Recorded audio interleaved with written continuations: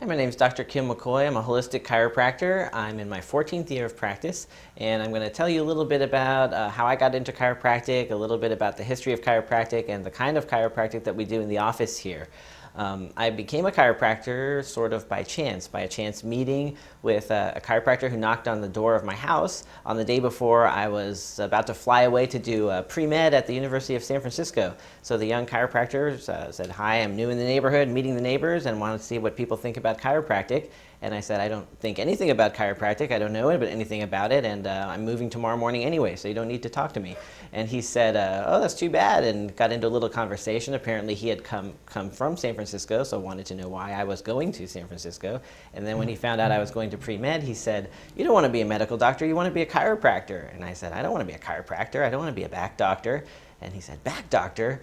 Do you have a minute?" So we started talking, and he talked about how chiropractors are not back doctors. They're holistic physicians, and the training is very similar to medical training, except that they bifurcate. When medical students are learning about drugs and surgery, chiropractors are learning more about x-ray and technique and different ways to help people without the drugs and surgery. So that planted the seed, and as I went along through my pre-med studies, I found that traditional Western medicine didn't really appeal to me. I couldn't get that excited about drugs and surgery after all, so I started thinking about chiropractic and a different way to help people out.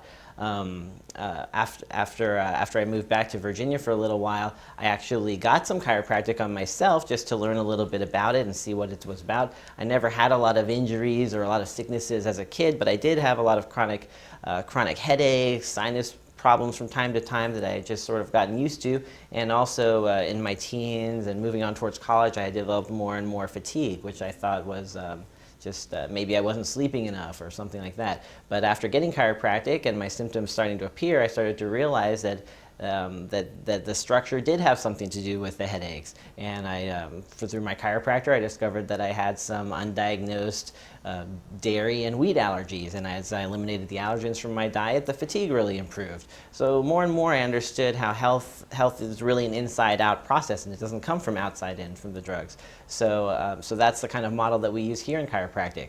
Chiropractic is actually an American healing art. It was discovered in 1895 in Davenport, Iowa, by a guy named D.D. Palmer, who was a magnetic healer. It's a kind of hands-on healing, very similar to what's called polarity therapy these days. And D.D. Palmer was working on a lot of different people, and there was one gentleman in his building, a guy named Harvey Lillard, who had lost his hearing after a wagon accident. He got rolled over by the wagon, something cracked in his back, and he went deaf. So D.D. decided to take a look at Harvey's spine. He felt around, felt a little lump sticking out where the injury occurred. He whacked it back into place, and then all of a sudden Harvey's hearing came back. So D.D. thought that he'd discovered the cure for deafness. So the deaf people started coming to him. Probably no one else was healed in that manner, but what he found that was by finding the high spots and knocking them back into place, people were having a lot of incredible healing events were happening. Heart conditions were getting better, chronic pain, allergies, all kinds of things were getting better. So he decided that there was really something special here. And his concept at the time was that there must be some kind of, that the nervous system and the spine was like a divine antenna to the universal life force healing energy. So that was the original working model of chiropractic. Over the years, of course, with new scientific developments, x-rays, neurology, things like that, we've discovered that it's not really an antenna to magical divine forces, but that it is the communication system in the body. And to have good, healthy functioning, you need clear communication. Everyone's got a brain. It's their master control system in their skull. There's a little hole about the size of a silver dollar. Base of the skull drops down, and then the nerves from there fan out to all of the muscles and glands and systems in the body. And in order to have that good function, the structure needs to be in good shape. And I think there's nothing strange about that. Even your car needs to be in good alignment in order to function. So that's very straightforward.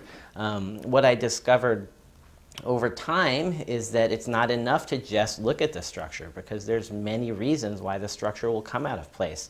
Sometimes you'll hear people say one of the criticisms of chiropractic is that you just have to go over and over and over, and they keep doing the same thing and it never gets any better. Well, if the bone keeps coming out every time it gets adjusted, we have to figure out why does it keep coming out. There's many reasons.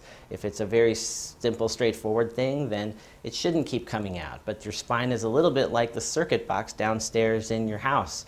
A circuit can go bad, the fuse can go bad, you have to reset the breaker, but sometimes you're plugging too many things in the wall upstairs and it's going to keep popping it out. So the same thing happens in your body. If you're stressing the circuit from the inside, too much stimulation is going to keep knocking it out of place. So that's why we look not just at structure, but also at nutrition, toxicity, and emotion. Even back in D.D. Palmer's 1910 Chiropractor's Adjusters book, he said that the three things that would make a vertebrae go out of place is trauma, toxicity, and autosuggestion. Autosuggestion is this old-time way of saying stress. So it's nothing new. It's been there from the beginning, and we're still working with that basic premise today.